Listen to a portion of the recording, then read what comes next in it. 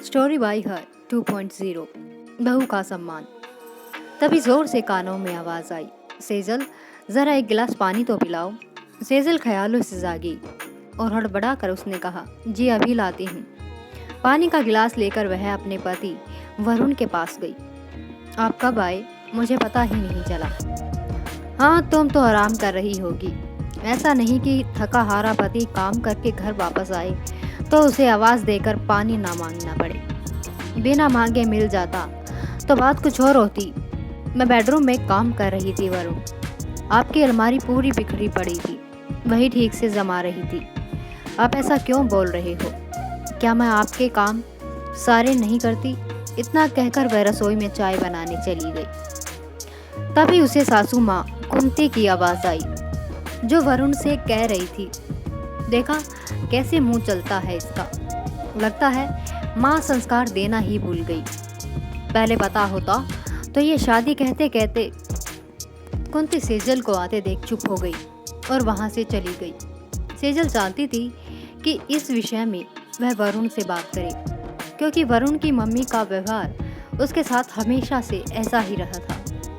वह उसका अपमान करने का एक भी मौका जाने नहीं देती थी। आए दिन अपनी सास के द्वारा अपमानित होते रहना उसे अच्छा नहीं लगता था। वह शिकायत करे भी तो किससे? वरुण खुद उसका आदर नहीं करता था। वह सोचती, जब पति की इज्जत नहीं करता तो फिर दूसरों से क्या आशा रखूं। एक दिन वह अपनी सहेली नीला से मिली और उसे अपनी तकलीफ बताते हुए कहा, नीला, चाहे कितना भी दुख हो, तकलीफ हो, अपमान हो, फिर भी सब कुछ सहन करके हमें चुप ही रहना पड़ेगा, वरना हम आदर्श नारी नहीं कहलाएंगे। आखिर क्यों? क्या सिर्फ मुझे ही इस परिवार की ज़रूरत है, उन्हें नहीं? सब कुछ सुनने के बाद नीला ने कहा, सेजल, तुझे एक बार वरुण से ये बात अवश्य करनी चाहिए। यदि हम अपना कर्तव्य पूरा करते हैं तो अधिकार मांगने में संकोच कैसा? नीला से बात करने के बाद सेजल ने मन बना लिया कि वह वरुण से ज़रूर बात करेगी। रात को जब वह बिस्तर पर लेटी, उसका मन अशांत था। कभी माँ के दिए संस्कार उसे याद आते, कभी ये बात याद आती कि पिता के घर से डोली उठती है और पति के घर से अर्थी। यही सच है, पर क्या सच में यही सच है? कई दिनों तक चिंतन और मनन करने के उपरांत आखिर सेजल ने हिम्मत जुटा ही ली और उसने वरुण से कहा, वरुण, मैं आपके परिवार को अपना परिवार बनाने आई हूँ। इस परिवार के प्रति निष्ठावान हूँ, सबका आदर करती हूँ, मान मर्यादा का ख्याल भी रखती हूँ।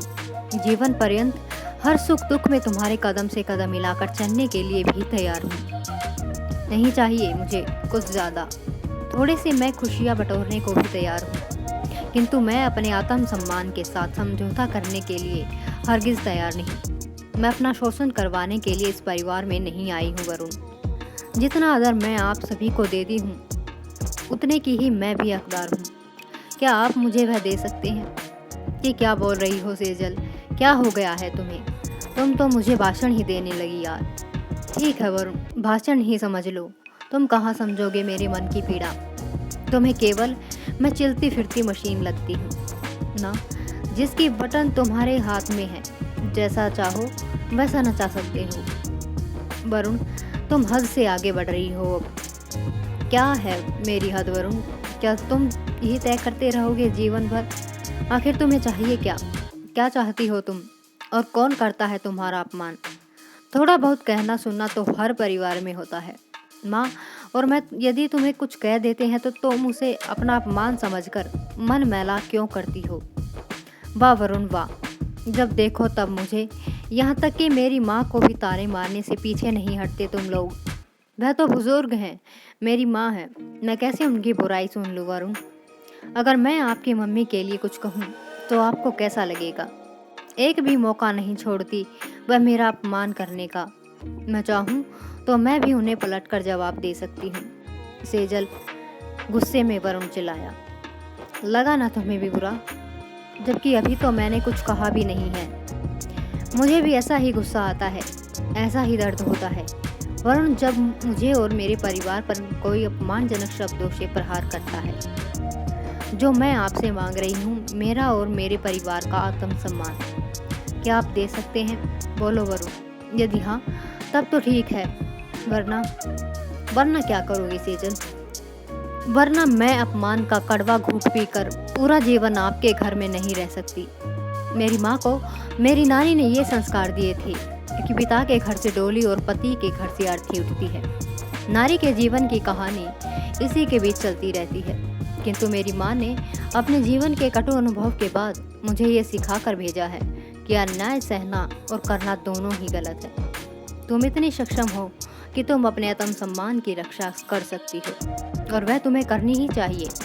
अपने कर्तव्यों को अवश्य निभाओ, साथ ही अपने अधिकार भी जताओ।